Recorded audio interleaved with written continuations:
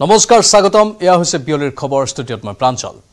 আৰম্ভণিতে এটা breaking news অভাৱনীয়ভাৱে বাঢ়িছে কণীৰ দাম প্ৰতি প্লেট কণীত বৃদ্ধি 40 পৰা 50 টকা পৰ্যন্ত প্ৰতি জোৰা কণীৰ দাম 16 পৰা 18 টকা পৰ্যন্ত বৃদ্ধি প্ৰতি কাৰ্টনৰ মূল্য 1450 পৰা 1500 টকা পৰ্যন্ত পূৰ্বে প্ৰতি কাৰ্টন কণীত আছিল 1400 টকাৰ পৰা 1420 টকা আৰু এতিয়া অভাৱনীয়ভাৱে কণীৰ দাম বাঢ়িছে প্ৰতি প্লেট কণীত বৃদ্ধি পাইছে 40 পৰা 50 টকা পৰ্যন্ত যেটো নতুন বছৰ আহি আছে লগতে মাঘ বিহু আহি আছে উৎসৱৰ বতৰত সাধাৰণতে খাদ্য সামগ্ৰীৰ দাম বৃদ্ধি পালে জনতাই অসন্তুষ্টি প্ৰকাশ কৰে হেয়া এবাৰো হৈছে কণীৰ দাম বৃদ্ধিৰ লগে লগে অসন্তুষ্ট হৈ পৰিছে জনসাধাৰণ বিভিন্ন প্ৰান্তৰ পৰা প্ৰতিক্ৰিয়াবোৰ আহিছে প্ৰতি প্লেট কণীত বৃদ্ধি পাইছে 40 পৰা 50 টকা পৰ্যন্ত প্ৰতি জোৰা কণীৰ দাম 16 পৰা 18 টকা পৰ্যন্ত হৈছে প্ৰতি কাৰ্টনৰ মূল্য 1450 পৰা 1500 টকা পৰ্যন্ত হৈছে পূৰ্বে প্ৰতি কাৰ্টন কণীত আছিল 1400 পৰা 1420 টকা আমাৰ সতীৰ্থ ভাস্কৰ জ্যোতি শইকীয়া বৰ্তমান বজাৰে পৰিভ্ৰমণ কৰি আছে ভাস্কৰ বৰ্তমান আপুনি কোনখন বজাৰত আছে যেহেতু উৎসৱৰ বতৰত কণীৰ দাম বাঢ়িছে স্বাভাৱিকতে প্ৰতিক্ৰিয়া হৈছে জনসাধাৰণৰ মাজত কি জনাব আপুনি নিশ্চয়কৈ প্ৰাঞ্জল যেহেতু সমাগত নৱবৰ্ষ আৰু সমাগত যে ভোগালী বিহু আৰু নৱবৰ্ষ প্ৰাক মুহূৰ্তত দেখিবলৈ পোৱা গৈছে যে বজাৰত বৃদ্ধি হৈছে কণীৰ মূল্য আৰু মই বৰ্তমান উপস্থিত হাতীগাঁৱত আৰু মই হাতীগাঁৱৰ এখন যি হোলচেল মাৰ্কেটত উপস্থিত আছোঁ কণীৰ তেওঁলোকে হোলচেলে ব্যৱসায় কৰে আৰু মই ক'ব বিচাৰিম এই মুহূৰ্তত যে যি নৱবৰ্ষ আহিছে নৱবৰ্ষ বা ভোগালী বিহুৰ প্ৰাক মুহূৰ্তত বৃদ্ধি হৈছে কণীৰ মূল্য প্ৰতিটো কণীৰ মূল্য বৃদ্ধি হোৱা পৰিলক্ষিত হৈছে আগতে যিটো কণী 7 টকাত বিক্ৰী কৰা হৈছিল বৰ্তমান সেই কণীৰ মূল্য 8 টকাৰ পৰা 9 টকা পৰ্যন্ত হোৱা দেখিবলৈ পোৱা গৈছে প্ৰতি জোৰা কণীৰ মূল্য 16 টকাৰ পৰা 18 টকা পৰ্যন্ত হৈছে আৰু যদি ক'বলৈ যাওঁ প্ৰতি যিসমূহ কণী বিভিন্ন ধৰণৰ কণীসমূহ আছে কণীসমূহৰ যি দাম তেওঁলোকে বেলেগ ধৰণে বঢ়োৱা পৰিলক্ষিত হৈছে আৰু প্ৰতি যিখন ট্ৰে বা প্ৰতিখন প্লেটৰ দাম 220 টকাৰ পৰা 250 টকা পৰ্যন্ত হোৱা বুলি ইতিমধ্যে গ্ৰাহকসকলে আৰু ইতিমধ্যে বিক্ৰেতাসকলে আমাক ইতিমধ্যে জনাইছে আমি বৰ্তমান সেই কণীৰ দোকানত উপস্থিত আছো তেওঁ লগতে যি দোকানৰ মালিক উপস্থিত আছে দাদা কেনেকুৱা ধৰণৰ কণীৰ দাম বৃদ্ধি হৈছে যেহেতু সমাগত নৱবৰ্ষ বা সমাগত বিহু ভোগালী বিহু আহি আছে কেনেকুৱা ধৰণৰ দাম বৃদ্ধি যেহেতু আগতে খুব কম দামতে কণীখন বিক্ৰী কৰিছিল বৰ্তমান অধিক দাম বাঢ়িছে কি ক'ব বিচাৰিব আগতে দামটো বহুত কমে আছিল এতিয়া দাম বহুত বাঢ়ি গ'ল আমাৰ বাহিৰৰ পৰা যিটো কণী আহে সেইটো এসপ্তাহ বা 10 দিন আগতে দাম বহুত কম আছিল এসপ্তাহ 10 দিনৰ ভিতৰতে দাম বহুত বাঢ়ি গ'ল কিমান মান দাম বাঢ়িছে আগতে কিমান টকাত যি সাধাৰণ কণী আছিল এই সাধাৰণ কণীসমূহ আপোনালোকে কিমান মান টকাত বিক্ৰী কৰিছিল বৰ্তমান এই কণীৰ মূল্য কেনেকুৱা ধৰণৰ বা বাহুবলী কণীসমূহৰ মূল্য কেনেকুৱা ধৰণৰ কেনেকুৱা দামত বিক্ৰী কৰিছে প্ৰতি প্লেট বা প্ৰতি কাৰ্টুনত আমাৰ বাহিৰৰ কণীৰ দামটো বেছি বাঢ়িছে আমাৰ অসমত যিবিলাক কণী আছে বাহুবলী কণীটো আছে বাহুবলী কণীটো দাম বেছি এটা বাঢ়া নাই অলপ বাঢ়িছে কিন্তু বেছি বাঢ়া নাই কিন্তু আমাৰ বাহিৰৰ কণীটো দাম বেছি বাঢ়িছে যিসমূহ অন্ধ্ৰপ্ৰদেশৰ পৰা আনে যিসমূহ সাধাৰণ কণী এইসমূহ আগতে আপোনালোকে প্ৰতি জোৰাতে 14 টকাৰ পৰা 15 টকা পৰ্যন্ত বিক্ৰী কৰিছিল বৰ্তমান 17-18 টকা হোৱা পৰিলক্ষিত হৈছে কি ক'ব বিচাৰিব কেনেকুৱা ধৰণৰ আপোনালোকৰ অসুবিধাটো ৰিটেইলাৰ বিলাকৰ কাৰণে অলপ অসুবিধাই হৈছে এতিয়া আমাৰ ইয়াতে চাওক হোলচেলৰ পৰা নি পেলাই সিহঁতে ৰিটেইল বিক্ৰী কৰে ৰিটেইল বিক্ৰী কৰিলে দামটো অলপ বেছি হৈছে কাৰণ খোৱা কাষ্টমাৰৰ কাৰণে খুব প্ৰব্লেম হৈছে কাস্টমাৰ কথা আহিছে ভাস্কৰ কাখত যদি আপোনাৰ কাস্টমাৰ আছে বা গ্ৰাহক যদি আছে অলপ তেওঁলোকৰ মতামত লওক হয় নিশ্চয়কৈ প্ৰাঞ্জল আমি গ্ৰাহকসকলৰ সৈতে কথা পাতিবলৈ যত্ন কৰিম আৰু তেওঁলোকৰ পৰা জানিম যাতে যিহেতু আপোনালোকে এনেদৰে কণীসমূহ ক্ৰয় কৰি খায় কণীসমূহৰ দাম যথেষ্ট বৃদ্ধি পোৱা দেখিবলৈ পোৱা গৈছে আগতে 14 টকাত আপোনালোকে এজোৰা কণী ক্ৰয় কৰিছে এতিয়া বৰ্তমান 16 টকাৰ পৰা 17 টকা তেনেকুৱা পৰ্যন্ত কণীৰ জোৰা হৈছে কি ক'ব বিচাৰিব কেনেকুৱা ধৰণৰ আপোনালোকৰ আগতে 10 টাকা 12 টাকা জোড়া চলিছিলে বাকি এতিয়া আপোনাৰ দামটো বহুত বেছি হৈছে এতিয়া কিয় হৈছে এটো আমিও নাজানো এটো দামৰ অসুবিধা হয় এনেদৰে দাম বৃদ্ধি তো দামটো বাঢ়িছে তেটো দিক্কত হ'বই আমাৰ এটা সমাগত নৱবৰ্ষ আৰু কেইদিনমানৰ পিছতে ভোগালী বিহু আহি আছে ভোগালী বিহুত সকলোৱে নিশ্চয়কৈ যিসমূহ লোকে বা পুৱাৰ আহাৰত সন্ধিয়াৰ আহাৰত সকলোৱে কণী গ্ৰহণ কৰে আপোনালোকে নিশ্চয়কৈ খাই কি ক'ব বিচাৰিব দাম বৃদ্ধি হোৱাৰ ফলত আৰু এতিয়া বিহুলে চলি থাকিব ফেন বিহু পিছত কমবা পাৰে ঠিক নাই এটা ঠাণ্ডা দিন আহিছে না অলপ গৰম এটুলাই কণী দামটো বাঢ়িছে এতিয়া ধন্যবাদ জ্ঞাপন কৰিছো ভাস্কৰ প্ৰকৃততে চাহিদা অনুপাতে যোগান কম নে কৰবাত সিন্ডিকেট চক্ৰ সোমাই পৰিছে উৎসৱৰ আগে নিশ্চয়কৈ ক'ব লাগিব প্ৰাঞ্জল যিহেতু ইতিমধ্যে তেওঁলোকে আৰম্ভ কৰিছে তেওঁলোকে ইতিমধ্যে মত প্ৰকাশ কৰিছে যে আগতে যিসমূহ কণী তেওঁলোকে 1300 টকাত ক্ৰয় কৰিছিল যিসমূহ কাৰ্টুনৰ মূল্য 1300 টকা আছিল সেই কাৰ্টুনসমূহৰ মূল্য বৰ্তমান 1400ৰ পৰা 1450 টকা পৰ্যন্ত 1480 টকা পৰ্যন্ত হোৱা পৰিলক্ষিত হৈছে কিন্তু ইয়াৰ আৰু কিবা ৰহস্য আছে নেকি নে এই কণীসমূহৰ যোগান কমিছে নেকি বা যিহেতু তেওঁলোকে কৈছে ইতিমধ্যে অসমৰ পৰা মাত্ৰ কেইবিধমান কণীহে তেওঁলোকে ইয়াত বিক্ৰীৰ বাবে আনিব পাৰে বা অসমৰ যিসমূহ থলুৱা কণীসমূহৰ ভিতৰত বাহুবলীয়ে হওক বা ৰূপালীমে হওক তেনেকুৱা ধৰণৰ কণীসমূহৰ কিন্তু ইয়াত ইতিমধ্যে দাম ইমান বেছি বঢ়া নাই বুলি তেওঁলোকে ইতিমধ্যে মন্তব্য কৰিছে কিন্তু তেওঁলোকে কৈছে যে অন্ধ্ৰপ্ৰদেশ বা হায়দৰাবাদৰ পৰা যিসমূহ কণী আহে সেইসমূহ কণীৰ যথেষ্ট দাম বৃদ্ধি হোৱা পৰিলক্ষিত হৈছে আগতে তেওঁলোকে যিসমূহ কণীত প্লেটত 170 টকা প্ৰায় 200 টকা পৰ্যন্ত ভিতৰত বিক্ৰী কৰিছিল কিন্তু সেইসমূহ কণী প্লেটৰ বৰ্তমান মূল্য 230 টকা বুলি কৈছে ইতিমধ্যে তেওঁলোকে তেনেদৰে বিক্ৰী কৰি আছে কিন্তু ইয়াত এটা ৰহস্য সোমাই থকা নিচিনা পৰিলক্ষিত হয় যিহেতু ইতিমধ্যে সিন্ডিকেটৰ কথা আপুনি উল্লেখ কৰিছে যিহেতু এই কণীসমূহ আহোঁতে যথেষ্ট সময় লয় বা যিহেতু এই কণীসমূহ বিভিন্ন ব্যৱস্থাৰে অসম পায়হি সেই অসম পাওঁতে তেওঁলোকে ক'ৰবাত সিন্ডিকেটৰ যি লোকসকল আছে তেওঁলোকৰ হাতত পইচা দিবলগীয়া হয় নেকি বা তাৰ বাবে এই কণীসমূহৰ দাম বৃদ্ধি হৈছে নেকি কিন্তু তাৰ ফলত তেওঁলোকে এটা বৃহৎ প্ৰশ্ন উদয় হৈছে আমি ভিতৰৰ ফালে যদি সোমাই যাই আমি দেখুৱাবলৈ যত্ন কৰিম তেওঁ ইতিমধ্যে যিজন বিক্ৰেতা আছে তেওঁ ইতিমধ্যে মন্তব্য কৰিছিল যে তেওঁ এই গুদামঘৰ আছে গুদামঘৰ তেওঁ যথেষ্ট সংখ্যক পৰিমাণৰ কণী তেওঁ ইতিমধ্যে ষ্টক কৰি ৰাখিছিল পূৰ্বতে কিন্তু বৰ্তমান যিহেতু কণীৰ অভাৱনীয় হাৰত দাম বৃদ্ধি পাইছে কিন্তু তেওঁ বৰ্তমান এই কণী প্ৰায় কম সংখ্যকে তেওঁ বৰ্তমান ইয়াত সংৰক্ষণ বা বিক্ৰীৰ বাবে আনিব পাৰিছে প্ৰাঞ্জল ধন্যবাদ ভাস্কৰ পৰৱৰ্তী সময়ত পুনৰ যোগাযোগ কৰিম মুঠতে কণীৰ দাম বাঢ়িছে আৰু কণীৰ দাম বঢ়াৰ লগে লগে প্ৰতিক্ৰিয়াৰ সৃষ্টি হৈছে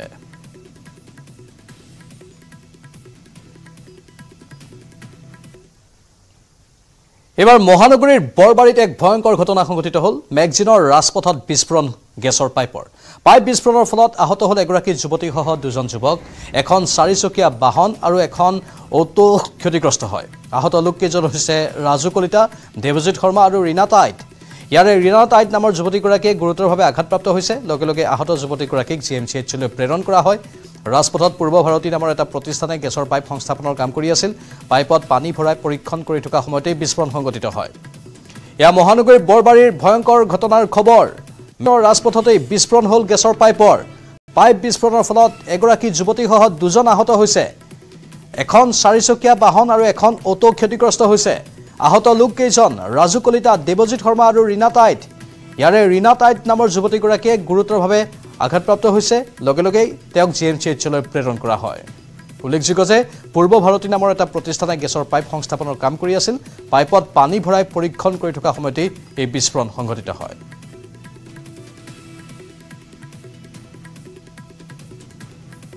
মোৰ এজন ল'ৰা সি পানী দি আছিলে বোলে কি হ'ল ক'ত কাম কৰি আছ কি কথা কি বাতৰা এনেকৈ কথা পাতি থাকোঁতে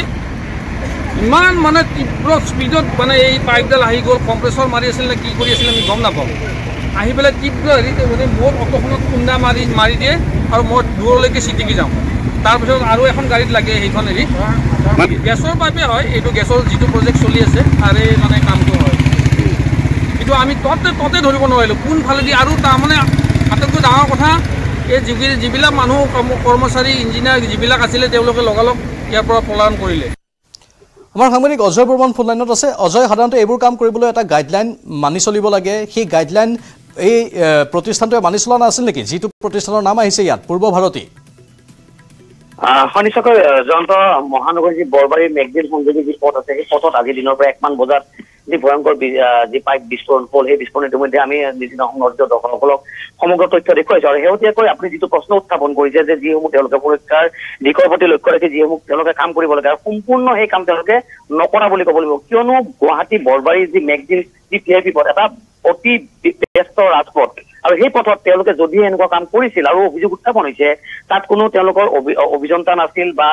মাত্ৰ 4জন তেওঁলোকে শ্ৰমিক লৈ কিনে তাত কাম কৰি আছিল আৰু যিহেতু এটা বহল পথ তেওঁলোকে যিটো পথত তেওঁলোকৰ পৰীক্ষাৰ কাম কৰি আছিল সেই পথটো তেওঁলোকে বন্ধ কৰি অন্য পথেৰে কিন্তু বাহনসমূহ যাবলৈ দিব লাগিছিল বুলি এনেকুৱা প্ৰশ্ন উঠিছে বা বিভিন্ন সময়ত তেওঁলোকৰ আমি পূৰ্বতে কৈছো তেওঁলোকৰ বিৰুদ্ধে অভিযোগ আছে যে বেৰিকেড ব্যৱহাৰ নকৰাকৈ তেওঁলোকে কাম কৰে আৰু শেহতীয়াকৈ আজি কিন্তু সেই ঘটনাই ঘটিল আৰু এটা কথা ক'ব লাগিব যিহেতুকে দুপৰীয়া সময়ত বেছি যান বাহন অহা যোৱা কৰা নাছিল বা বেছি লোক সেই স্থানত নাছিল তাৰ কাৰণে মাত্ৰ 3জন তেওঁলোক আঘাতপ্ৰাপ্ত হৈছে হয়তো তাতকৈ বেছি হ'ব পাৰিছিল আমি 3জন লোকৰ ইতিমধ্যে আঘাতপ্ৰাপ্ত হোৱাৰ কথা গম পাইছো আৰু যিগৰাকী মহিলাগৰাকীৰ কথা কৈ থকা হৈছে সেই মহিলাগৰাকী কিন্তু গুৰুতৰভাৱে আঘাতপ্ৰাপ্ত হৈছে আৰু তাক স্থানীয় প্ৰতিষ্ঠা হাস্পতালত ভৰ্তি কৰোৱা হৈছে আৰু তেওঁৰ দুখন ভৰি ইতিমধ্যে প্লাষ্টাৰ কৰিছে আৰু অচেতন অৱস্থাত তেওঁ পৰি গৈছিল বৰ্তমান তেওঁৰ অৱস্থা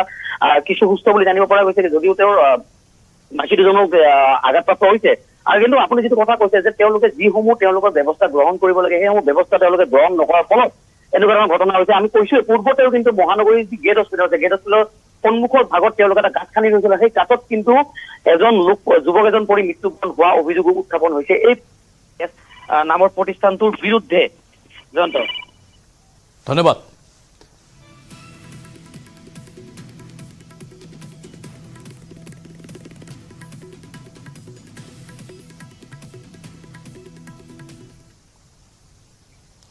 পিতৃ কন্যাৰ হত্যাৰ অভিযোগত ইতিমধ্যে বঞ্জিতৰ ককায়েক বাহনৰ চালক আৰু আন দুজন লোকক আটক কৰি সোধপোছ কৰিছে আৰক্ষীয়ে গড়চুক আৰক্ষীয়ে 4জনক আটক কৰি সোধপোছ অব্যাহত ৰাখিছে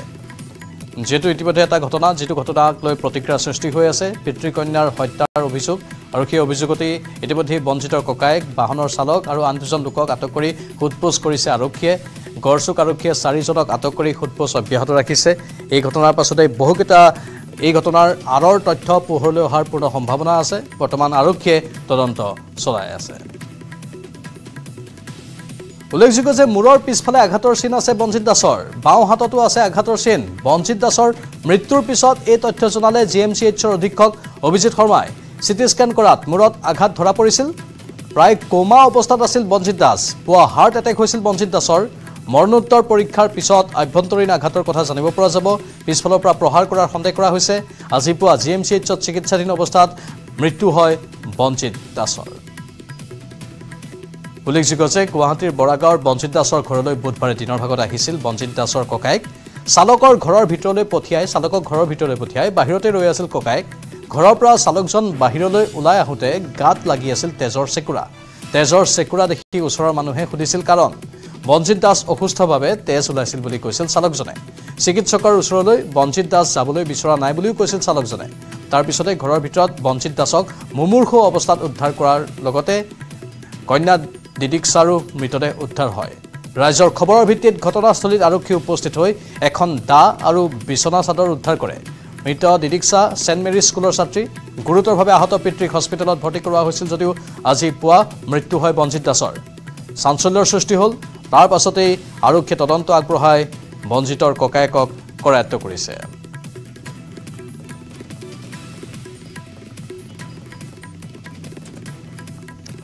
জিএমচিএইচৰ অধীক্ষকৰ কিছু ভাষ্য আছে শুনাব বিচাৰিছোঁ কাৰ্ডিয়াক এৰেষ্ট এটা হ'ল কাৰ্ডিয়াক এৰেষ্ট হওঁতে আমাৰ ডক্টৰবোৰে খুব চেষ্টা কৰিলে ৰিভাইভ কৰিবলৈ কিন্তু ৰিভাইভ কৰিব নোৱাৰিলে আৰু 10ত পেচেণ্টক এক্সপায়াৰ কৰিছে বুলি ডেড ডিক্লেয়াৰ কৰিছে এইটো হ'ল গোটেইখিনি summary of the patient Ranjit Kumar Das আঘাতটো পিছফালে মূৰৰ পিছফালে অক্সিপিটেল ৰিজন বুলি কয় এই পিছফালে কাণৰ পিছফালে সেইখিনিত আৰু হাতত ফিজিকেলি আমি চোৱাটোত এইখিনি পাইছে এতিয়া বাকী কিবা ইণ্টাৰনেল ডেমেজ হৈছে কি নাই এইটো পোষ্টমৰ্টমত আমি গম পাম আঘাতটো এইটো ফৰেনচিকে ক'লে বেছি ভাল হ'ব কিন্তু এনেই পিছফালৰ পৰা কোনোবাই মাৰা যেন লাগিছে আৰু বহু খবৰ আছে জনাই থাকিম বিৰতিৰ পাছত ভাৰতৰ গৌৰৱ গোটেই বিশ্বতেই ইয়াৰ সন্মান ষ্ট্ৰং মানে মাইথান ষ্টীল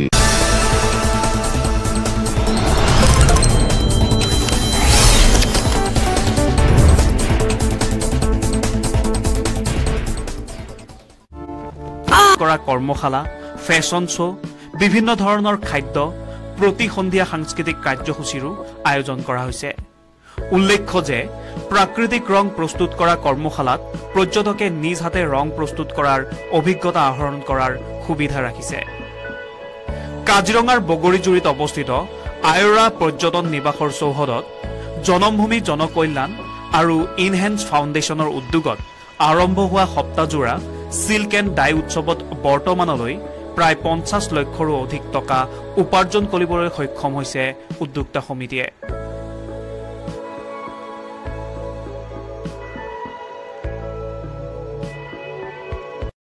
এনে আমাৰ ডাইং প্ৰচেছত বেসিক্যালি আমাৰ থলুৱা যিখিনি ইয়াতে আমি আমাৰ বাৰীতে পোৱা আমাৰ ফৰেষ্টতে হওক আমাৰ পথাৰত হওক বাৰীত হওক তাৰে যিখিনি আমাৰ উদ্ভিদ আছে বা প্লান্ট আছে সিডছ হওক সেইবোৰৰ পৰা আমি ৰং ইয়াত তৈয়াৰ কৰোঁ আৰু কাপোৰত বোলাওঁ কাপোৰ সূতাত সেইবোৰত এতিয়া আমাৰ ইয়াতে পোৱা মানে সচৰাচৰ সলাই পাই থকাৰ ভিতৰত আপোনাৰ এজাৰ গুটি আছে ফুলৰ ভিতৰত জবা ফুল আছে শেৱালি ফুল তাৰপিছত আপোনাৰ এই পাউডাৰ পাফ বুগেনভেলিয়া সেইবোৰৰ পৰা আমি ৰং নিষ্কাশন কৰোঁ হালধি আমাৰ আছেই আপোনাৰ কঁঠাল গছৰ পৰা ৰং হয় সিপিনে শিপাত আপোনাৰ মঞ্জিষ্টা আছে আৰু সিডছত মই এজাৰৰ ক'লোৱে খুব ভাল ৰং হয় ইনফেক্ট আৰু লা আমাৰ নিজৰ ইয়াৰে আৰু সবতকে ইম্পৰ্টেণ্ট হ'ল আমি কাম কৰিছোঁ সেইটোৰ ওপৰত হ'ল অসম ইণ্ডিগো যিটোক আমি ৰং গছ বুলিও কওঁ আৰু সেইটোৰ পৰা নীলা ৰংটো হয় গোটেই বিশ্ব বজাৰত নীলাৰ চাহিদাটো সাংঘাতিকভাৱে বহুত বহল আৰু ডাঙৰ গতিকে সেইটোত আমি এতিয়া আৰম্ভ কৰিছোঁ কৰিবলৈ আমাৰ পাইলট প্ৰজেক্টটো কমপ্লিট হৈছে গতিকে সেই নীলাৰ পৰা কেনেকৈ ৰং হয় সেয়াও আমি ইয়াত দেখুৱাইছোঁ আৰু আন আন ৰঙো আমি ইয়াতে কৰি দেখুৱাইছোঁ কাজিৰঙা ৰাষ্ট্ৰীয় উদ্যান দৰ্শন কৰিবলৈ অহা দেশ বিদেশৰ পৰ্যটকে ষষ্ঠ সিল্ক এণ্ড ডাই উৎসৱত অংশগ্ৰহণ কৰিবলৈ উপস্থিত হোৱা পৰিলক্ষিত হৈছে এই সিল্ক এণ্ড ডাই উৎসৱ ২৬ ডিচেম্বৰলৈকে অনুষ্ঠিত হ'ব বুলি আয়োজক গোষ্ঠীয়ে জানিবলৈ দিয়ে দেশ বিদেশৰ পৰ্যটকে কাজিৰঙা ৰাষ্ট্ৰীয় উদ্যান দৰ্শন কৰাৰ লগতে অসমৰ আপুৰুগীয়া ৰেচম বয়ন আৰু প্ৰাকৃতিক ৰঙৰ উৎসৱ অৰ্থাৎ সিল্ক এণ্ড ডাই উৎসৱত অংশগ্ৰহণ কৰাৰ সুবিধা লাভ কৰিব এই উৎসৱত উত্তৰ পূৰ্বাঞ্চলৰ নিৰ্বাচিত মুঠ ২৮খন ব্যৱসায়িক প্ৰতিষ্ঠানে অংশগ্ৰহণ কৰিছে এই উৎসৱৰ জৰিয়তে অসমৰ ৰেচম বয়ন আৰু প্ৰাকৃতিক ৰঙৰ বজাৰ ৰাষ্ট্ৰীয় তথা আন্তঃৰাষ্ট্ৰীয় পৰ্যায়ৰ বজাৰলৈ নিয়াৰ প্ৰয়াস কৰা হৈছে কাজিৰঙাৰ পৰা পীযুষ দাসৰ ৰিপৰ্ট লোকেল 18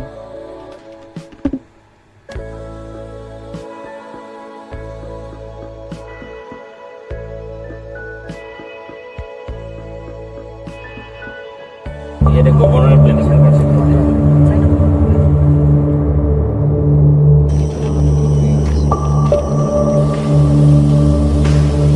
ৰাইমনা ৰাষ্ট্ৰীয় উদ্যান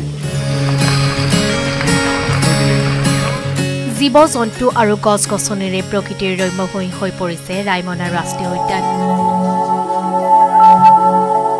ৰাইমনাৰ প্ৰধান আকৰ্ষণ সোণালী বান্দৰে পৰ্যটকক হাত বাউলি দি মাতিছে কেৱল সোণালী বান্দৰেই নহয়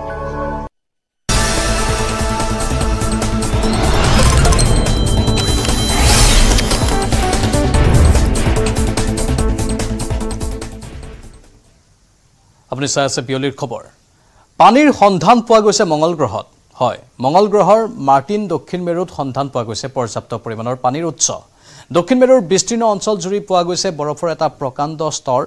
দক্ষিণ মেৰুৰ 5 মিলিয়ন কিলোমিটাৰতকৈও অধিক অঞ্চল ঢাক খাই আছে বৰফেৰে বৰফৰ এই পাহাৰৰ উচ্চতা প্ৰায় 115 ফুট মঙ্গলত পানীৰ উপস্থিতিৰ কথা দাবী কৰি নাছাৰ তৰফৰ পৰা জনোৱা হৈছে যে মহাকাশ গৱেষণা সংস্থাটোৰ প্ৰিজাৰ্ভেন্স ৰোভাৰে মঙ্গল গ্ৰহত বহু পূৰ্বৰে পৰা পানীৰ অৱস্থিতিৰ কথা ধৰা পেলাইছে অৱশ্যে মঙ্গলত এতিয়াও প্ৰাণীকুলৰ অৱস্থিতিৰ কোনো প্ৰামাণিক তথ্য লাভ কৰা নাই ৰোভাৰে অলপতে মাষ্টকেম জেট কেমেৰাৰে সংগ্ৰহ কৰি প্ৰেৰণ কৰা ফটোত মঙ্গলৰ জেজিৰো ক্ৰেটাৰত বৰফৰ উপস্থিতিৰ কথা বা উপস্থিতিৰ উমান পোৱা গৈছে এয়া পানীৰ সন্ধান পোৱা গৈছে মঙ্গল গ্ৰহত এটা গুৰুত্বপূৰ্ণ খবৰ মঙ্গল গ্ৰহৰ মাৰ্টিন দক্ষিণ মেৰুত সন্ধান পোৱা গৈছে পৰ্যাপ্ত পৰিমাণৰ পানীৰ উৎস দক্ষিণ মেৰুৰ বিস্তীৰ্ণ অঞ্চল জুৰি পোৱা গৈছে বৰফৰ এটা প্ৰকাণ্ড স্তৰ আৰু এয়া হৈছে স্বাভাৱিকতেই সমগ্ৰ বিশ্বৰ বিজ্ঞানীৰ বাবে এটা ভাল খবৰ আৰু যেহেতু মঙ্গল গ্ৰহত পানীৰ অৱস্থিতিৰ ওপৰত বহু পূৰ্বৰে পৰাই পৰীক্ষা নিৰীক্ষা চলাই থকা হৈছিল নাছাই এই ক্ষেত্ৰত বিশেষ উদ্যোগ গ্ৰহণ কৰিছিল আৰু এতিয়া যেটো নাছাই দাবী কৰিছে সেই দাবীয়ে স্বাভাৱিকতেই এক আশাৰ সঞ্চাৰো কৰিছে সকলোৰে মনত কাৰণ পৃথিৱীৰ বাহিৰে আন গ্ৰহত পানীৰ উপস্থিতিৰ বিষয়ে ধাৰাবাহিকভাৱে পৰীক্ষা নিৰীক্ষা চলি আছে আৰু মঙ্গল গ্ৰহ বিশেষভাৱে এই ক্ষেত্ৰত মঙ্গল গ্ৰহক অধিক গুৰুত্ব প্ৰদান কৰা হৈছিল আৰু সেই মঙ্গল গ্ৰহতেই পানীৰ সন্ধান পোৱাটো স্বাভাৱিকতেই এটা বৃহৎ খবৰ এটা ডাঙৰ খবৰ মঙ্গল গ্ৰহৰ মাৰ্টিন দক্ষিণ মেৰুত পৰ্যাপ্ত পৰিমাণৰ পানীৰ উৎস পোৱা গৈছে দক্ষিণ মেৰুৰ বিস্তীৰ্ণ অঞ্চল জুৰি পোৱা গৈছে বৰফৰ এটা প্ৰকাণ্ড স্তৰ দক্ষিণ মেৰুৰ 5 মিলিয়ন কিলোমিটাৰতকৈ অধিক অঞ্চল ঢাক খাই আছে বৰফেৰে বৰফৰ এই পাহাৰৰ উচ্চতা প্ৰায় 115 ফুট মঙ্গলত পানীৰ উপস্থিতিৰ কথা দাবী কৰি নাছাৰ তৰফৰ পৰা জনোৱা হৈছে যে মহাকাশ গৱেষণা সংস্থাটোৰ প্ৰিজাৰ্ভেন্স ৰোভাৰে মঙ্গল গ্ৰহত বহু পূৰ্বৰে পৰা পানীৰ অৱস্থিতিৰ কথা ধৰা পেলাইছে অৱশ্যে মঙ্গলত এতিয়াও প্ৰাণীকুলৰ অৱস্থিতিৰ কোনো প্ৰামাণিক তথ্য লাভ কৰা নাই ৰোভাৰে অলপতে মাষ্টকেম জেট কেমেৰাৰে সংগ্ৰহ কৰি প্ৰেৰণ কৰা ফটোত মঙ্গলৰ জেজিৰো ক্ৰেটাৰত বৰফৰ উপস্থিতিৰ উমান পোৱা গৈছে আৰু সেই পৰীক্ষা নিৰীক্ষাবোৰ যি বহু বছৰৰ আগৰ পৰাই চলাই থকা হৈছিল সেই পৰীক্ষা নিৰীক্ষাবোৰৰ অৱশেষত এটা ভাল পৰিণাম আহিছে ৱাটাৰ মেপ অফ মাৰ্চ কিছু তথ্য প্ৰকাশ কৰি নাছাই এই বিবৃতি জাৰি কৰিছে যেটো ৰোভাৰৰ কথা কোৱা হৈছে সেই ৰোভাৰ যানখন যিখনে ধাৰাবাহিকভাৱে পৰীক্ষা নিৰীক্ষা কৰি আছে মঙ্গল গ্ৰহত আৰু অধিক তথ্যৰ বাবে আমাৰ সতীৰ্থ গীতাশ্ৰীৰ সৈতে যোগাযোগ স্থাপন কৰিছো নিউজ ৰুমৰ পৰা তেওঁ আছে গীতাশ্ৰী এটা বৰ ভাল খবৰ ডাঙৰ খবৰ এই মুহূৰ্তত হয় প্ৰাঞ্জল ডাঙৰ খবৰ বুলি এইভাবে কোৱা হৈছে কিয়নো আমি পৃথিৱীবাসী আমাৰ বিজ্ঞানী মহলে সদায় এই কথাখিনি চেষ্টা কৰি আছে যাতে আন কোনোবা গ্ৰহত কোনোবা ঠাই পৃথিৱীৰ বাহিৰে আৰু কৰবাত মহাকাশত পানীৰ সন্ধান পোৱা যাব নেকি এই ধৰণৰ প্ৰসংগটো আহি পৰে কিয়নো পানী মানে তাত প্ৰাণী পোৱা যাব পাৰে বা জীৱনৰ সন্ধান পোৱা যাব পাৰে এতিয়া নাছাৰ পাৰ্সিভিয়াৰেন্স ৰোভাৰে আজি বিগত বহু দিন ধৰি প্ৰায় 1000 দিন মই যদি ভুল কৰা নাই সেই মাৰ্চৰ অৰ্থাৎ ৰঙা গ্ৰহ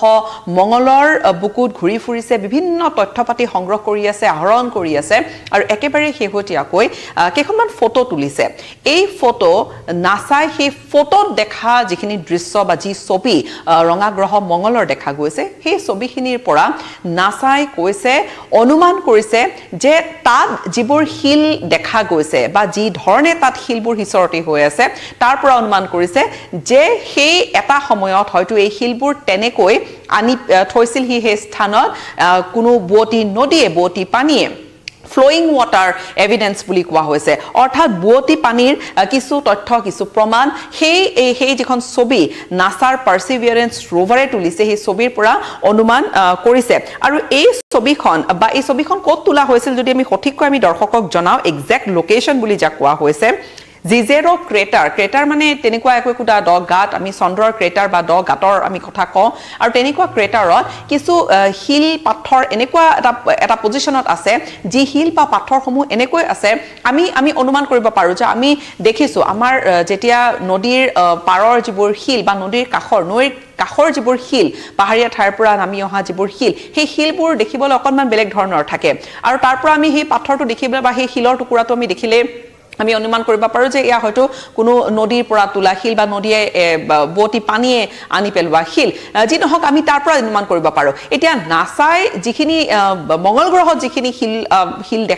দেখা পাইছে সেই ছবিখনত যি ছবি হে ৰোভাৰৰ মাষ্টকেম যি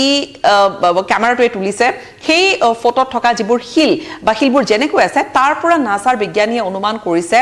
যে এটা সময়ত হয়তো এই হিলবোৰ এনেকৈ বুৱাই লৈ আহিছিলে কোনো এখন নদীয়ে অৰ্থাৎ কোটি কোটি বছৰ পূৰ্বে হয়তো ৰঙা গ্ৰহ মঙ্গলত পানী আছিল হয়তো এতিয়া নাই এতিয়া পৃথক পৰিবেশ ৰঙা গ্ৰহ মঙ্গলত কিন্তু বহু বছৰ পূৰ্বে তাত হয়তো পানী আছিল আৰু পানী থকা মানে হয়তো তাত জীৱনো আছিল তাত হয়তো জীৱ আছিল এতিয়া জীৱ বুলি কোৱাৰ লগে লগে পৃথিৱীৰ বাহিৰত কৰবাত যদি আমি জীৱৰ কথা কওঁ সচৰাচৰ আমাৰ মনলৈ অহা যেটো কথা হেয়া হৈছে প্ৰাঞ্জল এলিয়েন কিন্তু এলিয়েন আমি টিপিক্যাল যি এলিয়েনৰ আমি এখন ছবি মনত আমাৰ এলিয়েন বুলি কোৱাৰ লগে লগে যিখন ছবি আমাৰ মন মস্তিষ্কত ভাহি আহে সেই তেনেকুৱা এলিয়েন বুলি নধৰি যদি আমি একেবাৰে সিম্পল ফৰ্ম অফ লাইফৰ কথা যদি কওঁ একেবাৰে মাইক্ৰ অৰ্গানিজমছৰ কথা যদিও আমি কওঁ কৰবাত পানী যদি আছে তেনেহলে তেনেকুৱা ধৰণৰ জীৱ সূক্ষ্ম জীৱও কৰবাত হয়তো থাকিব পাৰে হেয়া হ'ব এক্সট্ৰা টেৰেষ্ট্ৰিয়েল জীৱই নিশ্চয় কিন্তু গীতাশ্ৰীৰ লগতে এতিয়া এই সন্দৰ্ভত আৰু হয়তো পৰীক্ষা নিৰীক্ষা কৰিব লাগিব মাত্ৰ এয়া ৰোভাৰে বা মাষ্টকেমে যিখিনি অনুমানৰ ভিত্তিত কৰা হৈছে গোটেইখিনি এতিয়াও অনুমানৰ ভিত্তিত বুলি আমি ক'ব পাৰো নহয় জানো নিশ্চয়কৈ কাৰণ কিয় ফটোখন পঠিয়াইছে সম্ভৱতঃ ডিসেম্বৰৰ প্ৰথম ভাগত এই ফটোখন বিশ্লেষণ কৰিবলৈ সক্ষম হৈছে নাছাৰ বিজ্ঞানীয়ে আৰু এই ফটোখনৰ পৰাই নহয় নাছাৰ হে পাৰ্সিভিয়াৰেন্স ৰোভাৰে মঙ্গলৰ বুকুত ঘূৰি আছে আৰু মঙ্গলৰ বুকুত যেতিয়া ঘূৰিছে তেতিয়া বিভিন্ন ধৰণৰ তথ্যপাতি আহৰণ কৰিছে এটা সময়ত ভলকানো আছিল নেকি আগ্নেয়গিৰি উদ্গিৰণ ঘটিছিল নেকি মঙ্গলৰ বুকুত এই ধৰণৰ পৰীক্ষা নিৰীক্ষা বহু পূৰ্বৰে পৰা চলি আহিছে আৰু একেবাৰে শেহতীয়াকৈ আপুনি যি ধৰণে সুধিছে যে একেবাৰে খাটাংকৈ কৈ দিব নোৱাৰি কাৰণ তাত পানী ফটোখনত পানী দেখা নাই কিন্তু যি ধৰণে শিলবোৰ দেখা গৈছে অৰ্থাৎ তাত পানী থাকিব পাৰে আৰু হিয়া বুৱতী নদীৰ তাত ধাৰণা কৰা হৈছে আৰু কিছু পৰীক্ষা নিৰীক্ষা চলিব আৰু সেই শিলসমূহত কেনেকুৱা ধৰণৰ তথ্য সাধাৰণতে পানীয়ে যেতিয়া শিলত খুন্দা মাৰে যেতিয়া শিলৰ টুকুৰা ভাঙি পৰে তাৰ পিছত বহু বছৰৰ পিছত সেয়া 2 বছৰ 1-2 বছৰ বা 10-20 বছৰৰ কথা নহয় সেয়া লাখ বছৰৰ পিছত শিলে এটা বেলেগ ধৰণৰ এটা ৰূপ লয় আৰু তাত সেই শিলবোৰতে বা সেই পাথৰবোৰতে তাত সেই যিমান বছৰ পাৰ হ'ব সেই ধৰণৰ তথ্য পাতিবোৰ শিলবোৰত তাত ছবি বা ছাপ এটা থাকি যাব তেনেকুৱা ধৰণৰ কথাই আচলতে নিশ্চয় গীতাশ্ৰী এতিয়া কেৱল ফটো প্ৰেৰণ কৰা হৈছে কিন্তু পৰৱৰ্তী সময়ত যেতিয়া বিজ্ঞান প্ৰযুক্তিবিদ্যাৰ আৰু উন্নতি হ'ব তেতিয়া মঙ্গলৰ সেই নমুনাবোৰ হয়তো সংগ্ৰহ কৰি পৃথিৱীলৈ আনিব পৰা যাব তাৰ ভিত্তিত হয়তো পৰীক্ষা নিৰীক্ষাবোৰ আগবাঢ়িব সেইটো সকলোৱে আশা কৰিছে ধন্যবাদ জনাইছো এটা এটা বৰ আশাপ্ৰদ খবৰ যে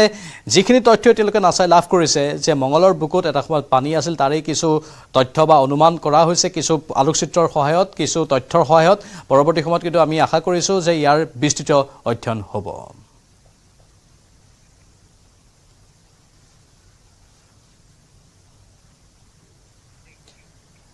আৰু বহু খবৰ আছে জনাই থাকিম বিৰতিৰ পাছত ভাৰতৰ গৌৰৱ গোটেই বিশ্বতেই ইয়াৰ সন্মান ষ্ট্ৰং মানে মাইথান ষ্টীল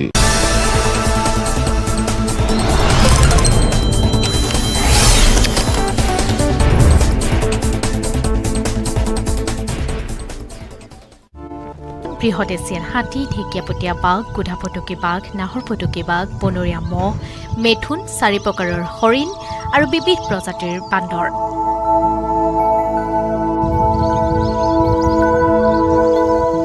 ইয়াৰ উপৰিও ৰায়মনাত আছে ধনেশকে ধৰি প্ৰায় 170টা প্ৰজাতিৰ বিবিধ চৰাই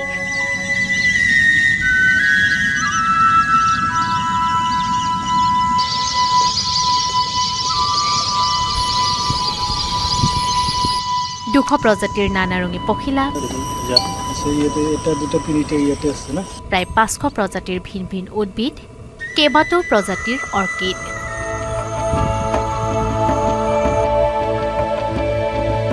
কোকৰাঝাৰৰ ৰিপু সংৰক্ষিত বনাঞ্চলৰ উত্তৰ অংশ আৰু কচুগাঁও সংৰক্ষিত বনাঞ্চলখনক লৈ গঠিত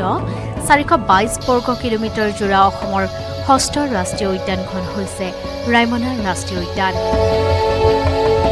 মানস ৰাষ্ট্ৰীয় উদ্যানৰ পৰা আৰম্ভ কৰি ভূটানৰ অভয়াৰণ্য আৰু ৰাষ্ট্ৰীয় উদ্যানক সামৰি চিৰাং ৰিপু সংৰক্ষিত অঞ্চললৈকে মুঠ 6টা সংৰক্ষিত অঞ্চলক সামৰি ৰায়মনা ৰাষ্ট্ৰীয় উদ্যানে গঠন কৰিছে এটা বৃহৎ বন্যপ্ৰাণী কৰিডৰ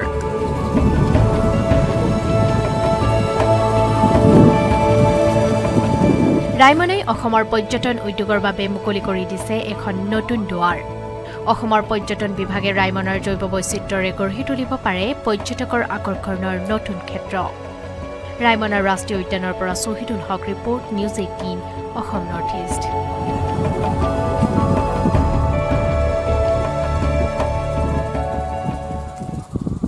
ইয়াতে গভৰ্ণৰ প্লেনেশ্যন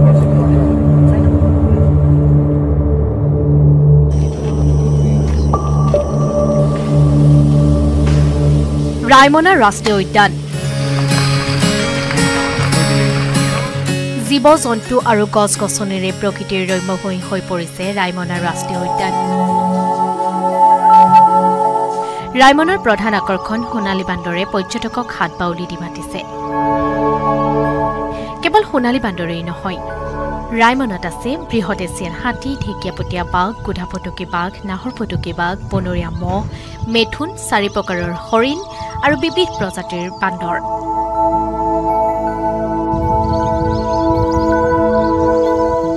ইয়াৰ উপৰিও ৰায়মনাত আছে ধনেশকে ধৰি প্ৰায় 170টা প্ৰজাতিৰ বিবিধ চৰাই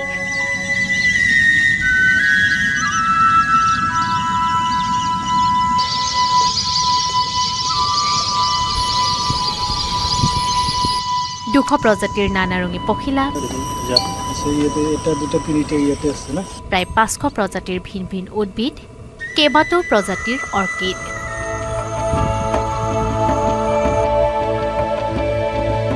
কোকৰাঝাৰৰ ৰিপু সংৰক্ষিত বনাঞ্চলৰ উত্তৰ অংশ আৰু কচুগাঁও সংৰক্ষিত বনাঞ্চলখনক লৈ গঠিত 422 বৰ্গ কিলোমিটাৰ জোৰা অসমৰ ষষ্ঠ ৰাষ্ট্ৰীয় উদ্যানখন হৈছে ৰায়মনা ৰাষ্ট্ৰীয় উদ্যান। মানস ৰাষ্ট্ৰীয়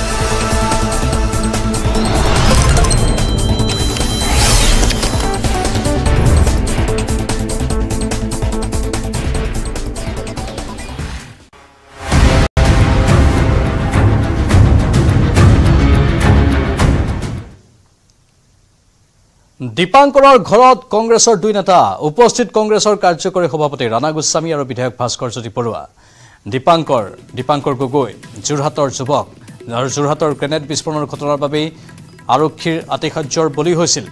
অৱশেষত হতাগ্ৰস্ত হৈ দীপাংকৰে আত্মহত্যাৰ পন্থা বাছি লৈছিল। তাৰ পাছত ৰাজ্যজুৰি প্ৰতিক্ৰিয়াৰ সৃষ্টি হ'ল আৰু অৱশেষত দল সংগঠন নিৰ্বিশেষে বিভিন্নজন গৈছে দীপাংকৰৰ ঘৰত। এবাৰ কংগ্ৰেছৰ দুই নেতা গৈ উপস্থিত হৈছে কংগ্ৰেছৰ কাৰ্যকৰী সভাপতি ৰাণা গোস্বামী আৰু বিধায়ক ভাস্কৰ জ্যোতি বৰুৱা। দীপাংকৰৰ ঘৰৰ পৰাও আমি পোনপটীয়া সম্প্ৰচাৰ দেখুৱাবলৈ চেষ্টা কৰিম, যিহেতু এতিয়াও ঘৰখনত শোকাকুল পৰিৱেশ। লগতে তেওঁলোকে আৰক্ষীৰ বিৰুদ্ধে ধাৰাবাহিকভাৱে মাত মাতি আছে। আৰক্ষীয়ে যি বৰ্বৰতা দেখুৱালে,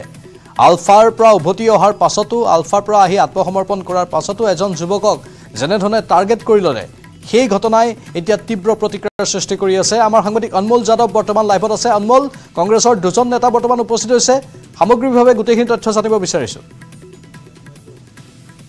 হয় প্ৰাঞ্জল, এই মুহূৰ্তত উপস্থিত হৈছে আমাৰ তিতাবৰ বিধায়ক ভাস্কৰ জ্যোতি বৰুৱাৰ লগতে ৰাণা গোস্বামী ডাঙৰীয়া কাৰ্যবাহী সভাপতি। আৰু মই পোনে পোনে যাম, আমাৰ তিতাবৰ বিধায়কগৰাকী আছে। আপুনি মুখ্যমন্ত্ৰীক কৈছিলে, মুখ্যমন্ত্ৰীক দাবী জনাইছিলে তদন্তৰ কাৰণে, সেইমতে মুখ্যমন্ত্ৰীয়ে তদন্ত ঘোষণা কৰিছে। এই মুহূৰ্তত আপোনালোকে আহি উপস্থিত হৈছে, কি ক'ব আচলতে? এইটো মানে গোটেইটো এটা খুব মৰ্মাহত হৈছোঁ আমি। সেইটো এটা অতি মানে দুৰ্ভাগ্যজনক এটা কথা। বিপথে পৰিচালিত কেতিয়াবা পৰিৱেশে আমাৰ ল'ৰাবোৰক আমাক কৰে বা যুৱতীসকলক বিপথে পৰিচালিত হয়, কিন্তু তাৰপাছত তেওঁলোক মূল সুঁতিলৈ ঘূৰি অহাৰ পিছত এইটো আমাৰ সমাজৰো দায়িত্ব থাকে, চৰকাৰৰ এটা দায়িত্ব থাকে যে ল'ৰাবিলাক যাতে পুনৰ ঘূৰি যাব নোৱাৰে। কিন্তু তেনেকুৱা এটা অৱস্থাত ল'ৰাটোৱে, খেতি পতা ল'ৰাটোৱে এতিয়া পুলিচৰ বিভিন্ন ধৰণৰ ভাষ্য তেওঁলোকে দিয়া আমি গম পাইছোঁ। কিন্তু আমি অকণমান এইটো কথাটোত অলপ আমি অসুবিধা পাইছোঁ। মানে যিটো এতিয়া হৈছে, মই আগতেও কৈছোঁ যে আমাৰ ল'ৰাবিলাক যি হতাশাত যিটো ভুগিছে, এইটো আমাৰ জাতীয় সমস্যা। গতিকে এতিয়া যিহেতু পৰিয়ালটো এতিয়া এইমাত্ৰ আহিছে, আমাৰ কাৰ্যকৰী সভাপতি ৰাণা গোস্বামী ডাঙৰীয়া আছে, ভিতৰতে আছে তেখেত। এতিয়া আমি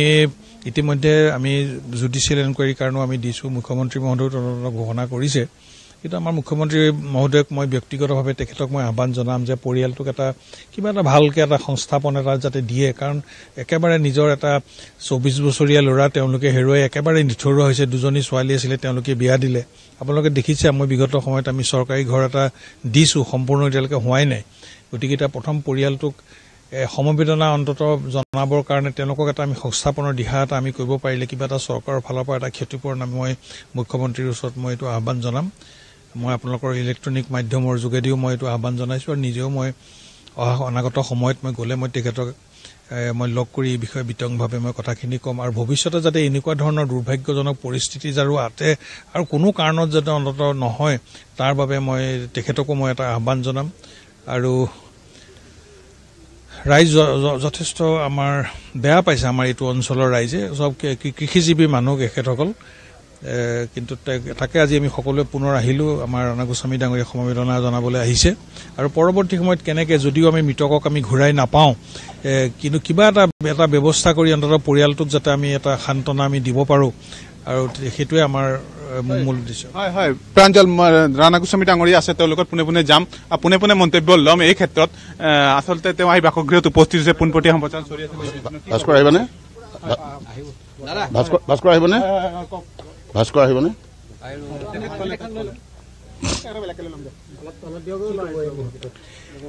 চক যিটো ভাবি আছিলোঁ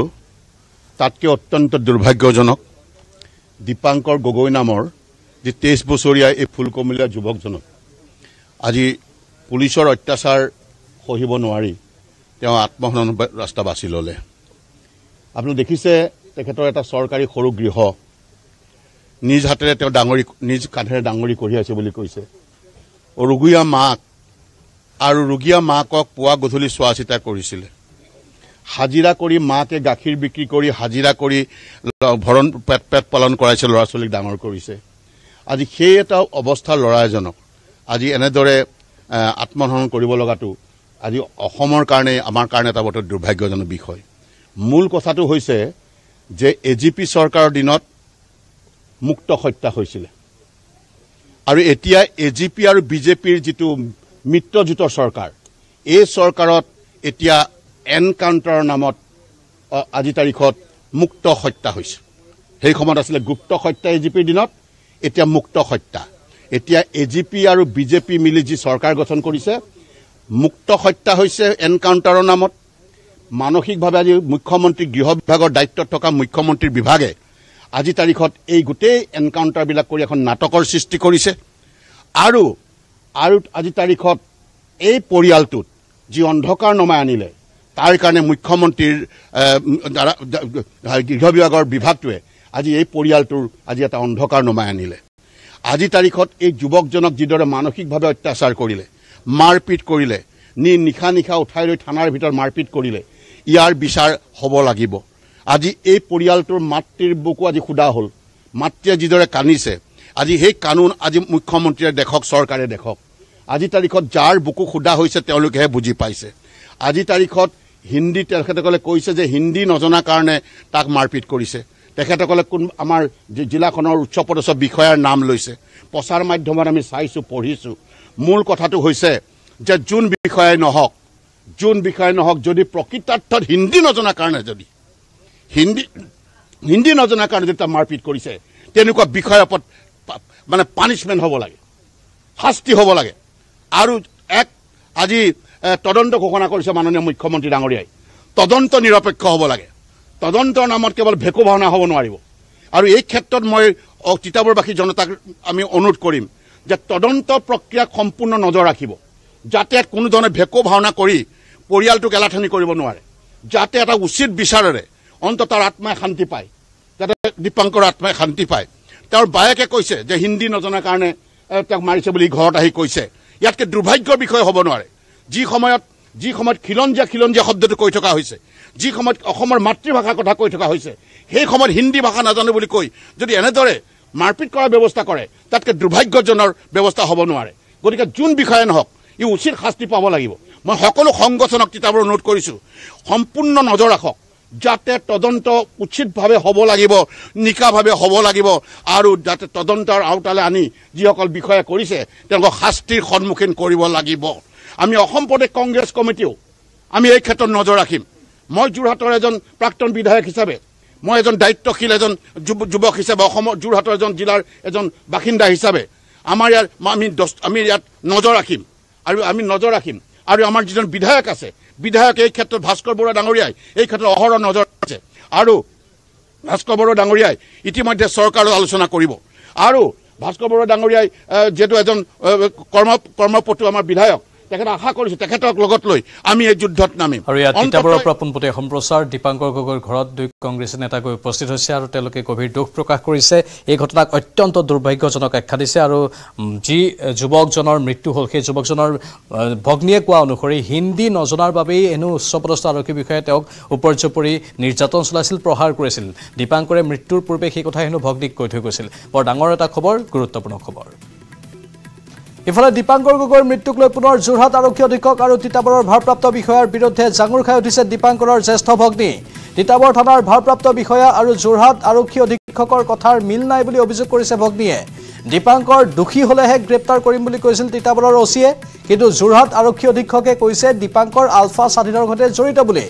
আনহাতে মাৰণাস্ত্ৰৰ ব্যৱসায় কৰিছিল বুলিও কৈছিল আৰক্ষী অধীক্ষকে যদি আলফা স্বাধীন আৰু মাৰণাস্ত্ৰৰ ব্যৱসায় কৰিছিল তেন্তে দীপাংকৰক কিয় গ্ৰেপ্তাৰ নকৰিলে বুলি প্ৰশ্ন কৰে জ্যেষ্ঠ ভগ্নীয়ে আনহাতে আৰক্ষীয়ে দিয়া প্ৰেছক্ৰিপশ্যনতো আছে বেলেগ বেলেগ নাম এখনত দীপাংকৰ গগৈ আনখনত আছে দীপাংকৰ দাস ঘটনা সন্দৰ্ভত মুখ্যমন্ত্ৰীৰ হস্তক্ষেপ বিচাৰিছে অসম জাতীয়তাবাদী যুৱ ছাত্ৰ পৰিষদে দীপাংকৰ গগৈৰ জ্যেষ্ঠ ভগ্নীৰ ভাষ্য আছে শুনাব বিচাৰিছোঁ তাৰ একাউণ্টলৈ আহিব যি নেকি সি 50 টকা 100 টকা বাইকহাতক খোজে তাৰ একাউণ্টলৈ কেনেকৈ ইমান টকা আহিব আৰু এটা কথা উল্লেখনীয় যে তিতাবৰ OC আৰু SPৰ মাজত কথা মিল নাই কালি আমি যেতিয়া থানাত উপস্থিত হওঁ তেতিয়া OCক মই দীপাংকৰ বাইক হিচাপে কৈছোঁ যদি দীপাংকৰে ভুল কৰিছিলে তেতিয়া আপোনালোকে এৰেষ্ট নকৰিলে কেলে তেতিয়া তেওঁ কৈছে যে দুখী হ'লেহে এৰেষ্ট কৰিম হেখা বুলি কৈছে তাৰ পিছতে পাইছোঁ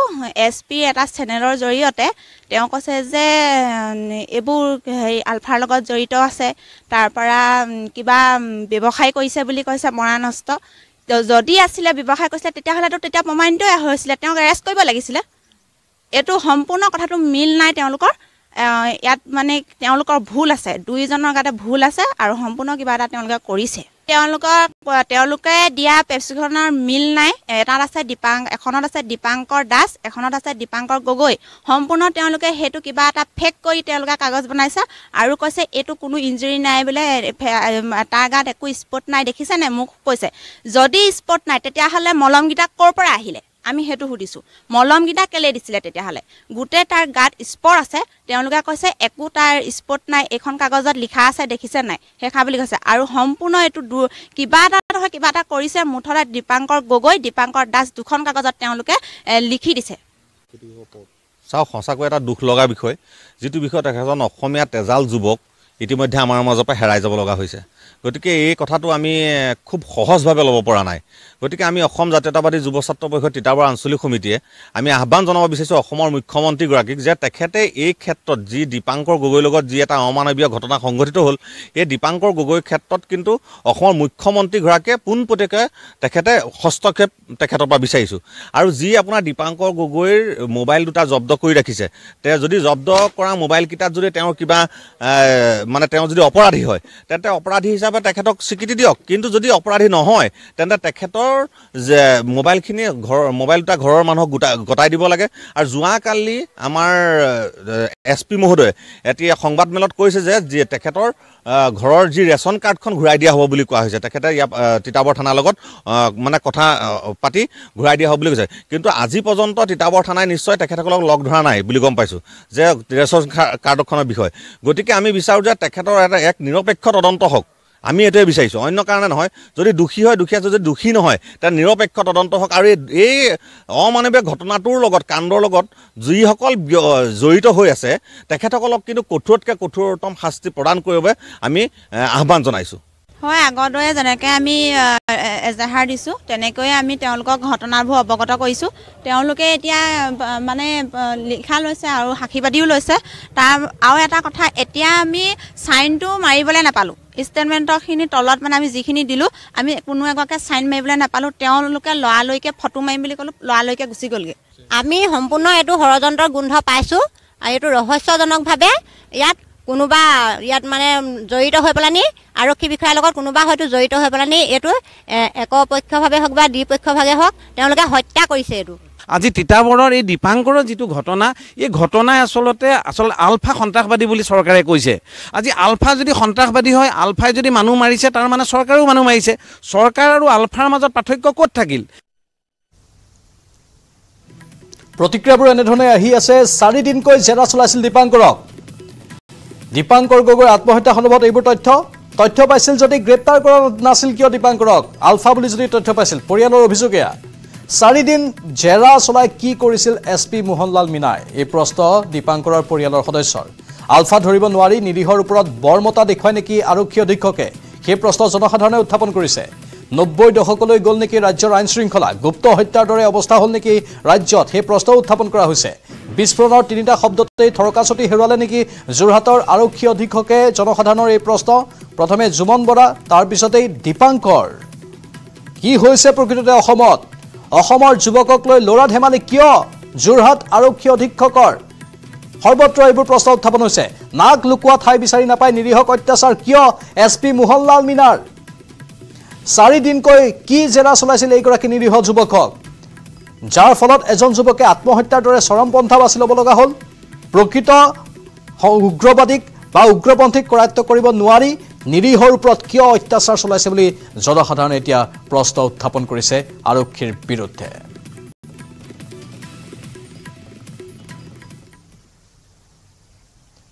আৰম্ভ হ'ব ভাৰত জিপিটি কাৰ্যসূচী IIT বম্বেৰ সৈতে মিলি জিঅ'ই আৰম্ভ কৰিব এই কাম এই ঘোষণা ৰিলায়েন্স জিঅ' ইনফকমৰ অধ্যক্ষ আকাশ আম্বানীৰ টেলিভিছনৰ বাবে অপাৰেটিং সিস্টেম মুকলিৰো লক্ষ্য লৈছে জিঅ'ই